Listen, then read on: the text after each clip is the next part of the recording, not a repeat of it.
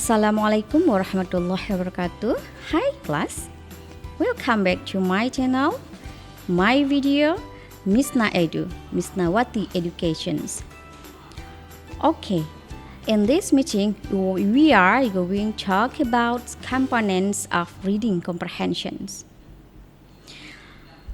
Before we discuss about the components of reading comprehensions, we should know what is descriptions of the reading comprehension.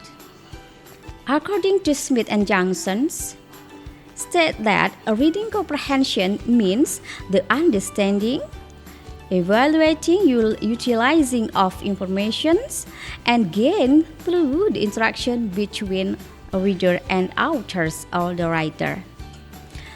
Menurut Smith and Johnson menyatakan bahwa reading comprehension ataupun pemahaman membaca berarti sebuah pemahaman, evaluasi memanfaatkan informasi ataupun mengkaji informasi dan memperoleh informasi melalui interaksi antara pembaca dan penulis.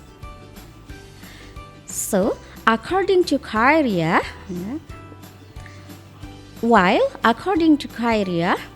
reading comprehension is act of combining informations in a passage with prior knowledge in order to construct meaning.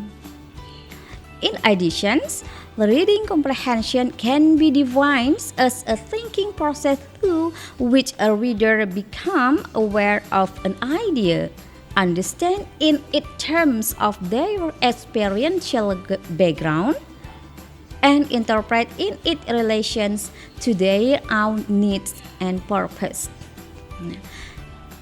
Menurut Kairia, reading comprehension merupakan sebuah tindakan menggabungkan informasi dalam suatu bagian dengan pengetahuan sebelumnya untuk membangun sebuah makna.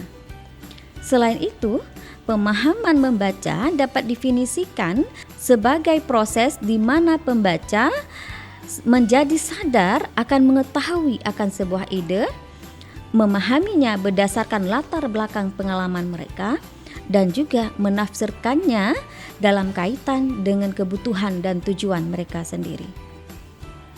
Alright, now we learn about the components of reading comprehension. There are 5 components in reading comprehensions. The first one, finding the main idea. The second one, identifying supporting details. The third one, identifying a reference. The fourth one, understanding vocabulary. And the last one, making inference. Okay, we'll discuss one by one. For the first one is finding main idea. The main idea is the main point of the paragraph. It is the most important or very important to know the main idea in each paragraph in the text, because it helps you not only to understand the paragraph on the first reading, but also help you to remember the content later. The main idea of a paragraph is what the paragraph develops. The author can locate the main idea in different places within a paragraph. The main idea is often at the first paragraph, but occasionally it comes at the end of the paragraph. The main idea adalah ide pokok dalam sebuah paragraf. Jadi, sangat penting bagi kita untuk kita ketahui yang mana ide pokok. Karena dengan kita mengetahui ide pokok dalam sebuah paragraf, kita akan mudah untuk memahami dari sebuah bacaan ataupun teks. Nah, ide pokok bisa saja terdapat di awal kalimat ataupun di tengah kalimat dan di akhir kalimat. Main idea adalah ide pokok.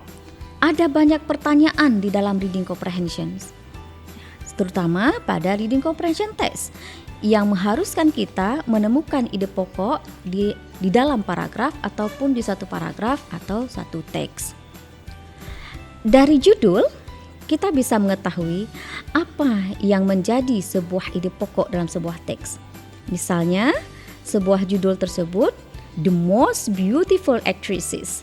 Nah, maka dari judul tersebut kita bisa menebak ataupun kita bisa bertanya dengan jelas apa kira-kira dari ide pokok tersebut. Maka ide pokoknya sudah bisa ditebak, yaitu penjelasan mengenai artis-artis yang paling cantik. Okay, the next one, how the way to find out the main idea? Bagaimana cara untuk menemukan main idea dalam paragraf? Ada 3 cara untuk menemukan main idea dalam sebuah paragraf. Yang pertama, membaca kalimat pertama di awal paragraf. Di beberapa paragraf, kalimat pertama bisa menjadi ide pokok ataupun main idea, sehingga kita tidak harus ataupun tidak perlu membaca kembali kalimat-kalimat berikutnya untuk mendapatkan main idea tersebut. Meskipun tidak semua paragraf ide pokoknya ada di awal kalimat, namun tidak menutup kemungkinan hal ini bisa terjadi dalam sebuah teks ataupun paragraf. Yang kedua, cara untuk menemukan ide pokok adalah membaca keseluruhan paragraf. Kebanyakan untuk mendapat main idea, kita harus membaca ataupun dituntut untuk membaca keseluruhan isi dari sebuah paragraf atau teks bacaan. Karena main idea itu bisa berada di awal paragraf, di tengah, ataupun di akhir sebuah paragraf. Bisa juga main idea dalam sebuah paragraf ataupun bacaan tersebut merupakan tersirat. Ya, jadi kita dituntut untuk membaca seluruh keseluruhan dari teks tersebut untuk mendapatkan main idea tersebut. Oke, yang ketiga, cara untuk menemukan main idea adalah garis bawahi kemungkinan yang bisa menjadi ide pokok. Ya, setiap kalian membaca sebuah paragraf ataupun teks bacaan, maka catat atau garis bawahi kalimat-kalimat yang mungkin bisa menjadi ide pokok ataupun main idea. Kemudian setelah membaca keseluruhan ide-ide pokok yang menganalisa ide-ide yang sudah terpilih, yang paling memungkinkan menurut kalian untuk menjadi sebuah main idea. Okay. For example, contohnya, the locations of the star in the sky relative to another do not appear to the next eyes to change. And as a result, stars are often considered to be fixed in the position. Many unaware stargazers falsely assume that each star has its own permanent home in the nighttime sky. In reality, though, stars are always moving, but because of the tremendous distance between stars themselves and from star to the Earth, the changes are barely perceptible here.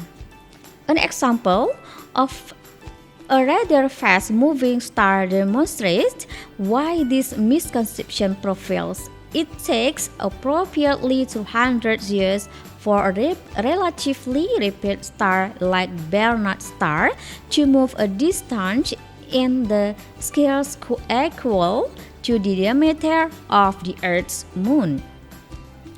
When the apparently negligible movement of the star is contrasted with the movement of the planets, the stars are seemingly unmoving. Berdasarkan dari teks tersebut, kita dituntut untuk menemukan yang mana main idea-nya. Jadi pertanyaannya, which of the following the best title for the passage? A. What the eye can see in the sky. B. Barnard star. C. Planetary movements. And D. The ever-moving stars. Okay. The best answer for the question is D. The ever-moving stars. Okay, another text. Umbilical cord blood, like bone marrow, contain valuable stem cells that can be used to treat life-threatening illnesses, such as leukemia, lymphoma, sickle cell anemia, and immunodeficiency and metabolic disease. A baby's cord blood can be donated at public banks or stored at the private bank for the futures using resembling or parents who have illness that can be treated by cord blood transplant. A number of public and private banks exist that can store cord blood for the future's use. The National Marrow Donor Program, which is overseen by the USA Health Resources and Service Administration, launched a program in October 2008 that provides families affected by life-threatening diseases with the opportunity to store the new baby's cord blood at no cost. Nah, dari teks tersebut akan muncul pertanyaan, contohnya, what is the topic of the passage? A. Umbilical cord blood. B. Cord blood banking and donation. C. Leukemia. D. The National Marrow Donor Program. Okay, the best answer of the question is umbilical cord blood. Alright, for the second one, the components of reading comprehension is identifying supporting details. Supporting details is develop the topic sentence. Can be explained by giving reason, examples, facts, statistics, and quotations or statement. Supporting details prove the value of the main idea or topic sentence. Contoh pertanyaan yang sering muncul untuk identifying supporting the details seperti which of the following statement is true according to the passage? Atau which of the following statement is wrong based on the text? Atau juga yang sering muncul pertanyaannya adalah according to the passage, which the statement is not true. Sering kan kita mendengar ataupun mendapatkan pertanyaan tersebut ketika menjawab soal-soal TOEFL khususnya untuk reading comprehension. Oke. Contohnya ini kita menggunakan teks yang sama ya pada umbilical cord blood. Nah, pertanyaan yang muncul ya, according to the passage, which the statement is not true? A. Umbilical cord blood, like bone marrow, contain valuable stem cells. B. The National Marrow Program, which is overseen by the U.S. Health Resources and Service Administrations, launched a program in October 1998. C. A baby's cord blood can be donated to the public or stored at the private banks. D. The National Marrow Donor Program provides families affected by life-threatening diseases with the opportunity to store the baby's cord blood at no cost. Okay, the best answer is C. A baby's cord blood can be donated to the public bank or stored at private bank. Oke, yang ketiga, komponen dari reading comprehension adalah identifying a reference. A reference is a note in a book or a text that tell you where a particular piece of information comes from. The reference is a short note recognizing a source of information or of quoted passage. Pada identifying reference, ya, kalian akan menganalisa pronouns, yaitu I, you, we, they, she, he, and it. Ya. Cara menganalisanya juga tidak sulit, ya, sangat mudah. Silahkan kalian memperhatikan kalimat-kalimat sebelumnya dan biasanya akan ada kalimat yang menyatakan siapa pemilik pronoun tersebut. Identifying reference, ya, sering juga muncul pertanyaannya, yaitu the word it refers to. He can speak English. The word he in that sentence refer to. Jadi, pernah membaca kedua pertanyaan tersebut? Ya, saya yakin kalian pernah membacanya. Oke, contohnya, example, ya, kita menggunakan teks yang sama seperti yang sebelumnya, ya. Di sini, ya, pada garis ke-9 ada kata which. Nah, di sini akan muncul pertanyaan. The word which in line 9 refer to A. Private banks, A. Private banks, B. Public bank, C. The National Marrow Donor Program, D. U.S. Health Resource and Service Administrations.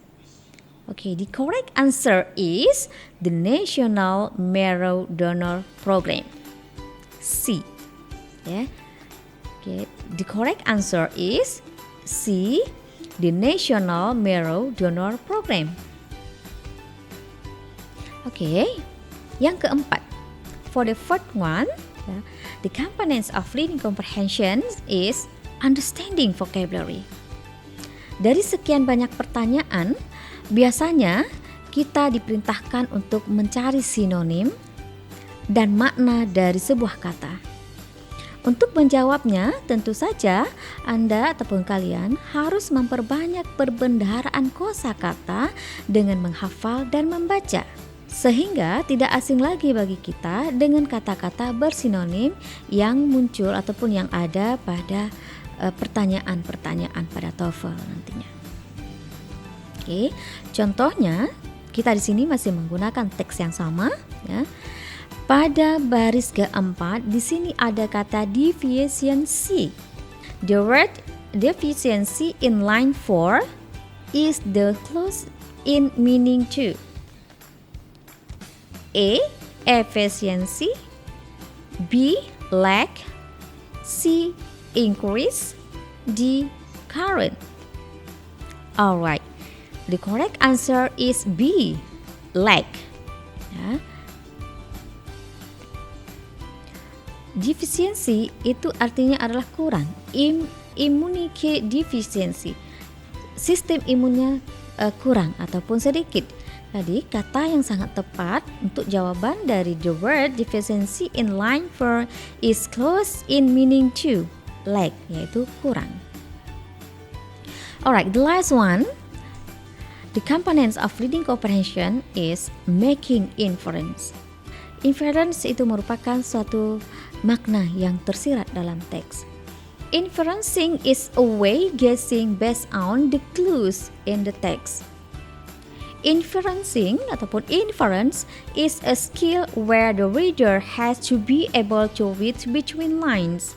Inference is connecting prior knowledge to the text based on information to create meaning beyond what is directly stated.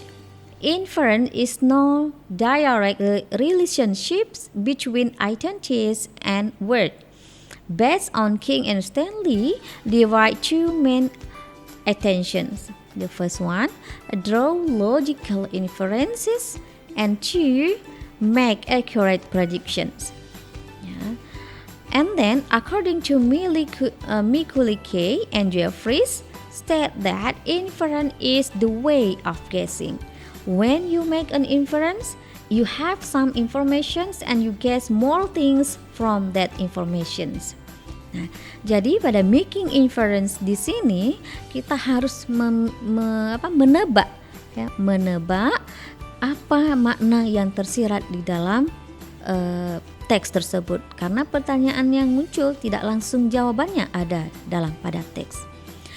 Karena tidak semua jawaban ada langsung pada teks ataupun terdapat pada teks. Making inference merupakan aspek yang ditunjukkan dengan pertanyaan-pertanyaan yang berkaitan dengan hal yang di luar namun masih ada kaitan dalam konteks. Contoh, misalkan ada sebuah teks yang berjudul hewan-hewan yang dilindungi. Kemudian muncul pertanyaan, jika Anda merupakan seorang pemerintahan, maka apa yang akan Anda lakukan untuk melindungi hewan-hewan tersebut? Nah, pertanyaan itu tidak ada jawabannya di dalam teks secara langsung. Jadi, Anda diharuskan untuk membuat dugaan berdasarkan pemikiran Anda sendiri, namun idenya tetap berdasarkan informasi pada teks. For example, contohnya,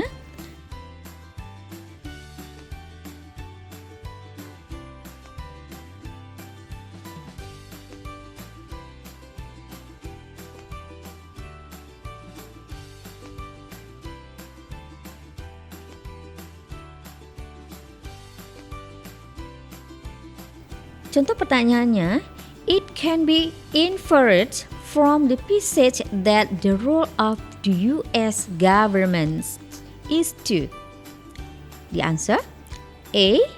Regulate product safety. B. Prohibit any use of carbon tetrachloride.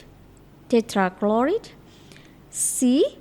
Instruct industry on cleaning methodologies. D. Ban to use of chemicals. Okay, the correct answer is A. Regulate product safety. Okay.